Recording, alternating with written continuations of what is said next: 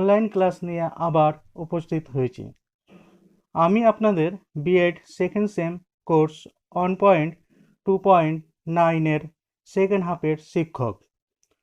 আমি আজকে যে চ্যাপ্টারের অন্তর্গত বিষয় নিয়ে আলোচনা করব সেটি হলো সেকেন্ড হাফের সেকেন্ড চ্যাপ্টার মানব সম্পদের অন্তর্গত শ্রেণী ব্যবস্থায় শিক্ষকের ভূমিকা। এর আগের দিন আমরা আদর্শ শিক্ষকের বৈশিষ্ট্য এবং গুণাবলী নিয়ে আলোচনা করেছিলাম। এবার আজকের টপিক নিয়ে আলোচনায় আসা যাক। তার পূর্বে আমরা একটু ব্যবস্থাপনা সম্পর্কে জেনে নিই।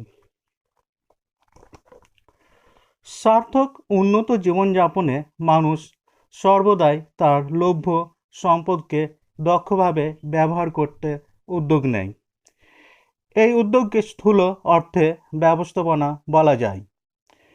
এখানে সম্পদ বলতে দু ধরনের সম্পদকে বোঝায়: মানব সম্পদ এবং বস্তুগত সম্পদ।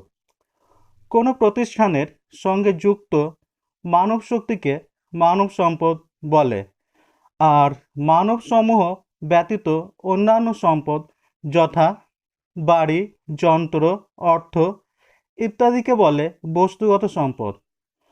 প্রাপ্ত সম্পদের পরিমিত ও দক্ষ ব্যবহার করে অধিক ফললাভই হল ব্যবস্থাপনার লক্ষ্য। ব্যবস্থাপনা প্রধানত একটি সামাজিক প্রক্রিয়া। এর লক্ষ্য হল প্রতিষ্ঠানকে নিয়মনীতি ভিত্তিক পরিচালনা করে ন্যূনতম অর্থ ও শ্রম ব্যয় করে সর্বোচ্চ উৎপাদনে সাহায্য করা। সংক্ষেপে বলা যায়, ব্যবস্থাপনা হলো একটি প্রক্রিয়া যা সার্থকভাবে কর্মীদেরকে সঙ্গে নিয়ে তাদের সাহায্যে উদ্দেশ্য বাস্তবায়িত করা। অতএব সর্বোচ্চ আলোচনা করার পর ব্যবস্থাপনা যে সংজ্ঞা একটা দেওয়া যেতে পারে সেগুলি হলো বা সেটি হলো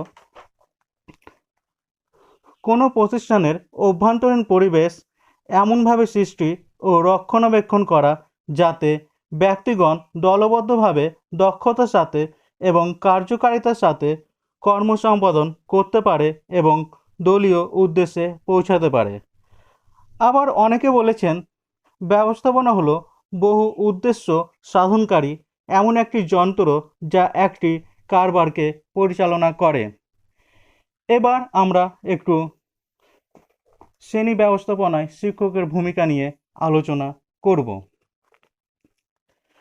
একজন শিক্ষক শ্রেণীকক্ষের মধ্যে উপস্থিত থেকে যে তাৎপর্যপূর্ণ ভূমিকা পালন করে থাকেন তার মধ্যে দুটি দিকের কথা উল্লেখ করা যায়, যেমন পঠন পাঠন বিষয়ক নীতি, প্রকৌশল পদ্ধতি সংক্রান্ত এবং অপরটি শ্রেণী ব্যবস্থাপনা সংক্রান্ত। প্রকৃতপক্ষে সঠিক শ্রেণী ব্যবস্থাপনার প্রকৃতি সামগ্রিক পঠন পাঠন পরিবেশ তথা শিক্ষার্থীর শিক্ষণ ফলের মান নির্ধারণ করে দেয়। তবে এ কথাও সত্য, একজন একনিষ্ঠ শিক্ষক সর্বশ্রেষ্ঠ শিক্ষণ নীতি প্রকৌশল পদ্ধতি প্রয়োগ করেও শিক্ষার্থীদের কাম্য শিক্ষণ সামর্থ্য অর্জনে আংশিকভাবে হলেও ব্যর্থ হন। কিন্তু দেখা গেছে যথাযথ ব্যবস্থাপনার নীতি প্রকৌশল ব্যবহার করে এই অক্ষমতা অনেকটা দূর করা সম্ভব। প্রায়শই আমরা দেখি পেশাদার শিক্ষকেরা শ্রেণী শিক্ষায় হতাশা বোধ করে থাকেন। যেসব কারণে তারা হতাশা বোধ করে থাকেন তার অনেকটাই দূর করা যায় যদি শ্রেণীর শিক্ষণ পরিবেশে তিনি কিছু ব্যবস্থাপন নীতি ও প্রকৌশল প্রয়োগ করতে পারেন। শিক্ষকের এমনই কয়েকটি কার্যকারী ব্যবস্থাপনা সম্পর্কে আমরা এবার আলোচনা করব। এক নম্বর হলো নিয়ম গঠন। যখনই কয়েকজন ব্যক্তি একত্রিত হয়ে কোনো একটি নির্দিষ্ট লক্ষ্যে পৌঁছাবার জন্য সচেষ্ট হয় তখন তাদের আচরণ পূর্ব নির্দিষ্ট নিয়ম অনুযায়ী হয়। যদি তা না হয় তাহলে কখনোই সার্বিক লক্ষ্যে পৌঁছানো সম্ভব হবে না। অনেক সময় দেখা যায় শ্রেণীতে কিছু শিক্ষার্থী লক্ষ্যে পৌঁছাবার ক্ষেত্রে সমস্যার সৃষ্টি করে। এই পরিস্থিতিতে যারা শিখতে চায় তারা হতাশা হয়ে পড়ে। কথা বলা, ঝগড়া করা প্রভৃতি আচরণগুলি শ্রেণীকক্ষে বরদাস্ত করা সম্ভব নয়। এই ক্ষেত্রে শিক্ষক মহাশয়কে কতগুলি নিয়ম গঠন করা প্রয়োজন। এই নিয়মগুলির মধ্যে উল্লেখযোগ্য হলো, বিদ্যালয়ে প্রতি পিরিয়ডে ঘন্টা পড়ার সময় থেকে কতক্ষণের মধ্যে শিক্ষক শ্রেণীতে ঢুকবেন এবং শ্রেণীর কাজ শেষ করবেন। 2 নম্বর, কতখানি শিক্ষার্থী গৃহকাজ দেবেন এবং সংশোধন করবেন কিনা। পঠন পাঠন চলাকালীন শিক্ষার্থীরা কিভাবে আলোচনায় অংশগ্রহণ করবে, সামগ্রিক শ্রেণী কার্যাবলী কী হবে ইত্যাদি বিষয়গুলি সম্পর্কে শিক্ষককে নির্দিষ্ট নিয়মাবলী অনুসরণ করতে হবে। আবার বিদ্যালয়ে প্রবেশের সঙ্গে সঙ্গে শিক্ষার্থীদের প্রত্যাশিত আচরণও নির্দিষ্ট করতে হবে। যেমন, ঘণ্টা বাজার সঙ্গে সঙ্গে শিক্ষার্থীরা তাদের শ্রেণীকক্ষে নির্দিষ্ট জায়গায় বসবে। পঠন পাঠনের সময় মনোযোগ দিয়ে শোনা এবং শিক্ষকের নির্দেশ অনুসরণ করা ইত্যাদি। এগুলি সবই শ্রেণীতে শিক্ষক শিক্ষার্থী সম্পর্কের সূচনা পর্যায় এবং বলা যায় প্রাক কার্যকালীন কাজ। 2 নম্বর, শ্রেণী শিক্ষণ সংক্রান্ত পরিকল্পনা। একজন আদর্শ ব্যবস্থাপক শিক্ষকের কাজ হবে শ্রেণী শিক্ষণ পরিকল্পনা গ্রহণ করা। যেমন, তার শ্রেণীকক্ষে কী শেখাবেন, কাকে শেখাবেন এবং কিভাবে শেখাবেন তার জন্য সংক্ষিপ্ত পরিকল্পনা করতে হবে। যদি তিনি তার শেখানোর বিষয়বস্তু ও শিক্ষার্থীদের জন্য সবথেকে কার্যকর শিক্ষণ পন্থা ও মূল্যায়ন কৌশল সংক্রান্ত যত বেশি সম্ভব বিজ্ঞানসম্মত তথ্য সম্পর্কে জ্ঞাত থাকবেন এবং সেগুলি পরিকল্পনা করে শ্রেণীকক্ষে ব্যবহার করতে পারেন, তাহলে শ্রেণী পরিচালনা নিঃসন্দেহে অত্যন্ত কার্যকর হবে। 3 নম্বর, স্পষ্ট নির্দেশনা প্রদান। একজন শিক্ষক মহাশয় অবশ্যই স্পষ্টবাদী হবেন, তার নির্দেশে অবশ্যই স্পষ্টতা থাকতে হবে। শ্রেণী ব্যবস্থাপনায় শিক্ষকের একটি গুরুত্বপূর্ণ কাজ হবে নির্দেশনা প্রদান। শিক্ষণ সংক্রান্ত, শৃঙ্খলা রক্ষা সংক্রান্ত অথবা মূল্যায়ন সংক্রান্ত যাই হোক না কেন, তার নির্দেশ অবশ্যই সুস্পষ্ট এবং নির্দিষ্ট হওয়া আবশ্যক। তার প্রদত্ত নির্দেশনা অবশ্যই শিক্ষার্থীদের কাছে বোধগম্য, ইতিবাচক এবং গ্রহণযোগ্য হওয়া বাঞ্ছনীয়, নতুবা এর কার্যকারিতা ব্যাহত হবে। শ্রেণী ব্যবস্থাপনায় স্পষ্ট নির্দেশনা প্রদানের ক্ষেত্রে যেগুলি গুরুত্বপূর্ণ কাজ শিক্ষকের, সেগুলি হলো শিক্ষার্থীদের শিক্ষণমূলক কাজের জন্য সময় নির্ধারণ করা, সময়ভিত্তিক কাম্য শিক্ষণ ফলের মান নির্ধারণ করা, সাফল্যের জন্য কী করণীয় বা বিফলের জন্য কী করণীয় তা স্থির করা ইত্যাদি। 4 নম্বর, ধারাবাহিক নিরীক্ষণ। শিক্ষকের ধারাবাহিক নিরীক্ষণের প্রকৃতির ওপর নির্ভর করে শ্রেণীতে গৃহীত নিয়মাবলীর প্রয়োগ, পরিকল্পনা রূপায়ণ অথবা নির্দেশনার মান্যতা ইত্যাদি।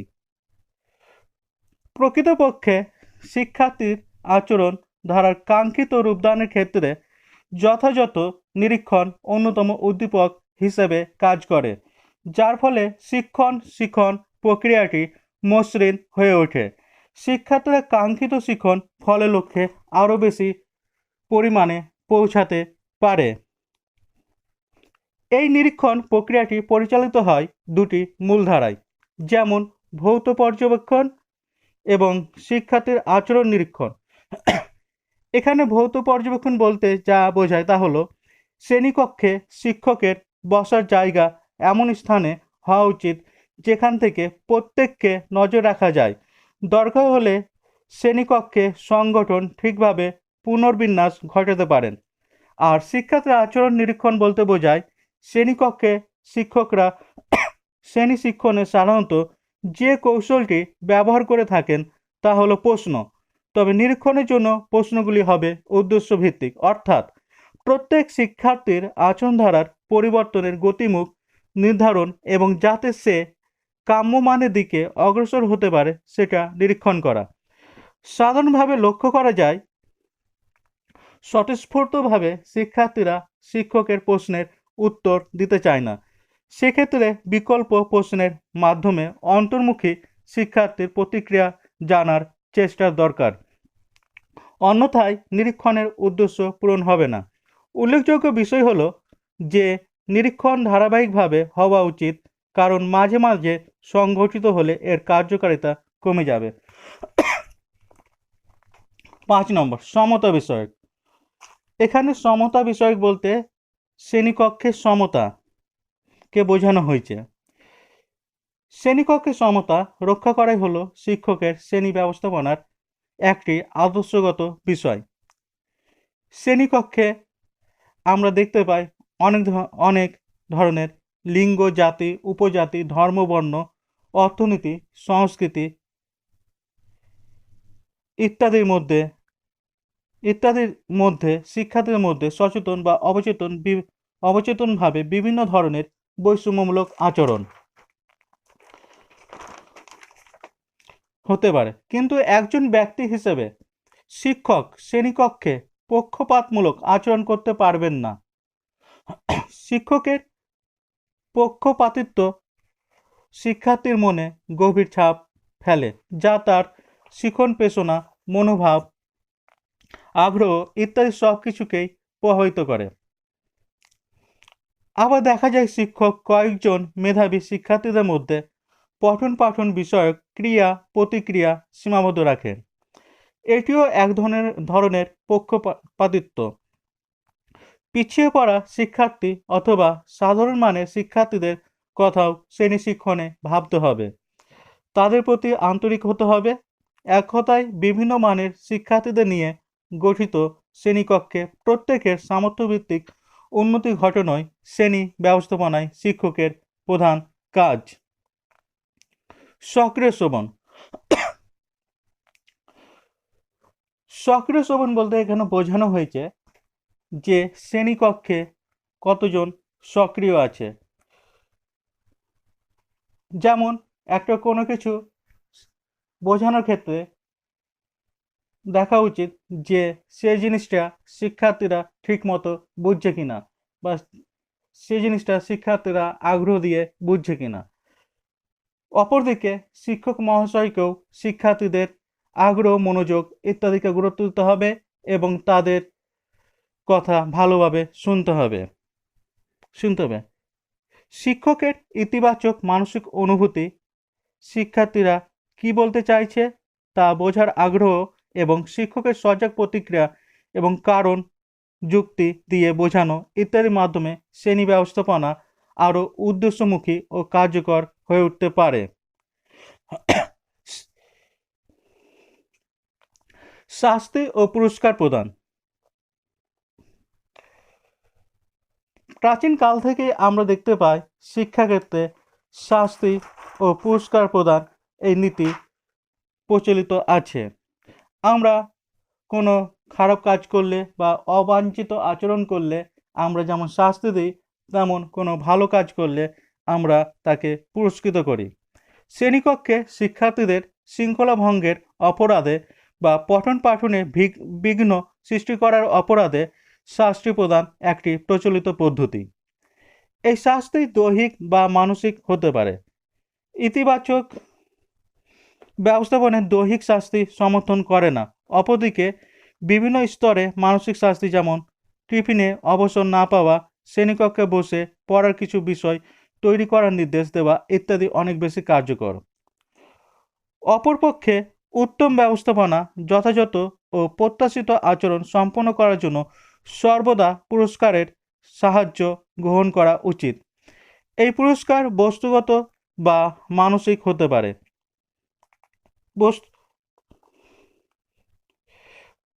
এখানে বস্তুগত পুরস্কার বলতে বোঝানো হতে পারে যে শিক্ষক কর্তৃক কিছু জিনিস প্রদান করা। যেমন ভালো রেজাল্ট, উপস্থিত বা শ্রেণী শৃঙ্খলা রক্ষার জন্য কিছু উপহার বা আর্থিক পুরস্কার প্রদান ইত্যাদি।